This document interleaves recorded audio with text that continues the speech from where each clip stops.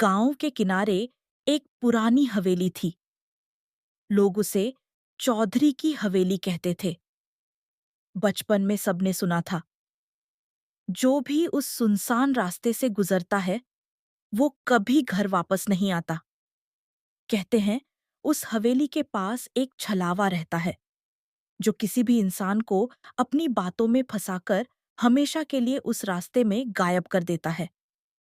एक बार मैं और मेरे 3 दोस्त अमित, रवि, मोनू और सागर रात को घूमते घूमते उसी रास्ते पर पहुंच गए। बारिश अभी अभी थमी थी। धुंध चारों तरफ फैली थी। सड़क सूनी थी और हवा में सड़ान जैसी गंध थी। हमारी गाड़ी का पेट्रोल खत्म हो गया।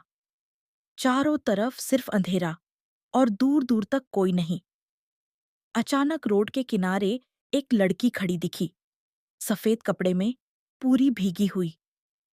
वो धीरे से बोली, भैया, मदद कर दीजिए, मेरा घर यहीं पास में है। हमने सोचा बेचारी किसी मुसीबत में है। सागर बोला, चलो छोड़ आते हैं। हम सब उस लड़की को लेकर चल पड़े। रास्ता बहुत लंबा लगने लगा।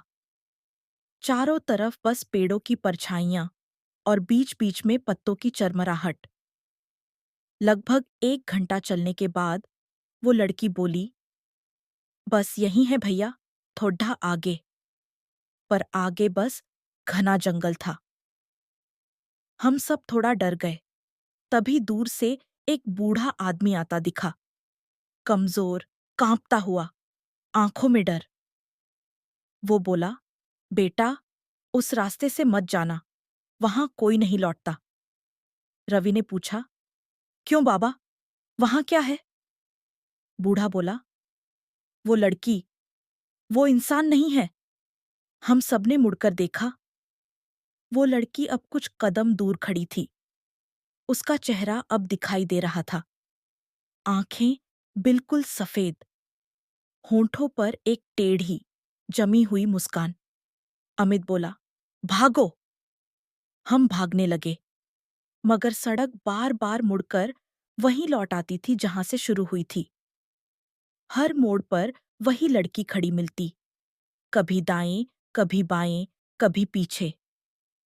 फिर सागर की आवाज आई, गाड़ी चलाओ जल्दी। गाड़ी स्टार्ट हुई, पर इंजन बार बार बंद हो रहा था। धुंध गहरी होती गई। वो लड़की अब गाड़ी के ठीक आगे खड़ी थी। उसकी परछाई हेडलाइट में साफ दिख रही थी। अचानक गाड़ी बंद हो गई। सन्नाटा, सिर्फ हमारे दिलों की धड़कनें। रवि ने कांपते हुए देखा। वो लड़की अब गाड़ी के पास खिड़की से झांक रही थी। धीरे धीरे उसके होंठ खुले। अब तो तुम सब मेरे साथ चलोगे। और उसके बोलते ही गाड़ी के सारे दरवाजे अपने आप लॉक हो गए। हवा ठंडी हो गई। शीशे के पार उसका चेहरा लाल हो चुका था। हम चिल्लाए, मगर आवाज बाहर नहीं गई। सुबह गांव वालों को सड़क किनारे गाड़ी मिली। दरवाजे बंद थे। चारों दोस्त अंदर बैठे बैठे जमे हुए, जैसे किसी ने उनकी सांस रोक दी हो। चेहरों पर डर की आखिरी झलक। बूढ़ा आदमी बोला, मैंने कहा था, वो रास्ता नहीं, वो मौत है। कहा जाता है आज भी जो उस रास्ते से गुजरता है वो गाड़ी के शीशे पर वही लड़की खड़ी देखता है, धीरे से मुस्कुराती हुई, और फुसफुसाती है, भैया, मेरा घर यहीं पास में है।